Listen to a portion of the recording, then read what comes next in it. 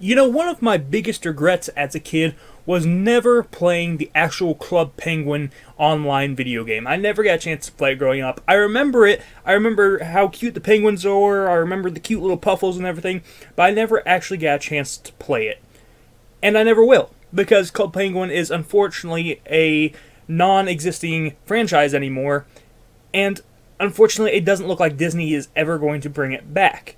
Maybe one day they will, fingers crossed, but right now it does not look that way. However, I was able to get sort of a glimpse of what Club Penguin Online was like to play by playing the Wii game Club Penguin Game... What's it called? I forget the name. Hang on. Cut.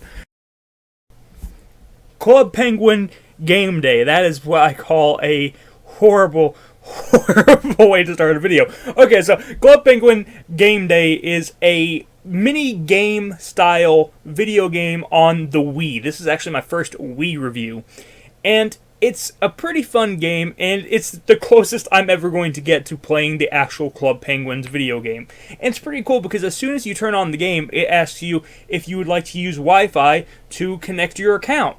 Which you actually cannot do anymore because Club Penguin doesn't exist. But if you did have your Club Penguin account connected back in the day, apparently you were actually able to unlock stuff in Game Day. You were able to beat Game Day or whatever.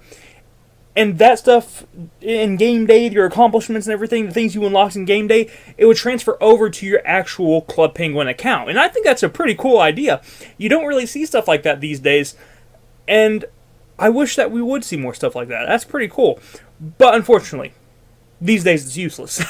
I have no idea what the original price on this game was either, but there's not a whole lot of content here. You're playing a lot of the same mini games over and over again. You get to explore this hub world area after you pick your team. You get to pick any of the 4 teams. There's a red team, blue team, yellow team, and a green team, and you can pick any of them. And then you can explore this hub area. You can go play in different areas. Basically, the whole point of the game is to have your color win each area of the map, and then once you do that, you'll beat the game. But the mini games are pretty much all the same. Like, I don't want to say they're all the same. There is a variety there, but you're playing the same mini game over and over again in a lot of cases. A lot of the playlists will have you doing just the same mini game, and it gets pretty repetitive pretty quickly, especially the dancing one, because the dancing one does not actually pick up all of the Wii motion controls. It doesn't actually pick up all the moves you do, so when it comes to the later challenges where you actually have to beat every single mini game to take over an area, that's going to kick your butt because you're going to have to replay that a lot, because it's not going to pick up your moves, it's not going to pick up your dancing, it's going to make you redo that thing about 5 times before you actually get it. And that was unfortunate. This is one of the few games that I was actually pouring sweat when I was playing because I did the dance routine so many times. And I'm not even kidding you, like, if nothing else, this game showed me that not only can I not dance in real life, but even in a video game, I still can't dance. So there we go. But I did enjoy the mini games that were there. Even though the dancing one didn't pick up my moves half the time, I did enjoy a lot of the ones that were there. The snowball fighting was really fun. The sled game, the sled mini game, it's like a sled race. That one was actually pretty cool as well. I like that one. I like that you have to tilt the Wiimote to kind of get the controls of how you want to go down this gigantic, basically, pipe. You can basically move the motion controls and you'll slide up one of the walls. You move the other direction, you'll slide up the other wall. And you try to collect coins while you're doing that. You try to get on these little boost pads and stuff. And I think that's a really cool mini game. Even there's like a potato bag jumping one. It's the old sack jump. You get into a brown sack and you basically race.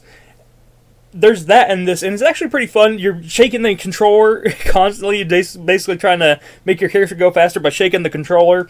And sometimes it looks a little bit inappropriate, but it's Club Penguin. It's all normal, right? It's not like it's the private servers of Club Penguin. It's just normal Club Penguin, so it's okay to move that way. So that's a horrible joke. I don't know if this is actually how Club Penguin was in the actual online game or not. There's no way for me to know that. I'll never know that. But I can at least say that I can enjoy the characters still. I get to see the penguins and all their cuteness. I get to see Puffles and stuff. So at least there's that, and there is a little bit of customization. Not a whole lot, but there is a little bit of customization. You can change the penguins' colors.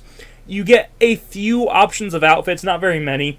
I didn't see any hair options or anything like that, so you're not going to get anything like that.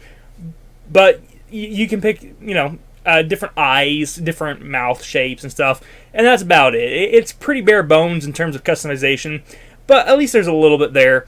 And even just exploring the map and experiencing this game, and this basically being one of my few ways I can actually experience Club Penguin in 2023 that isn't a private server, which I highly recommend you do not do.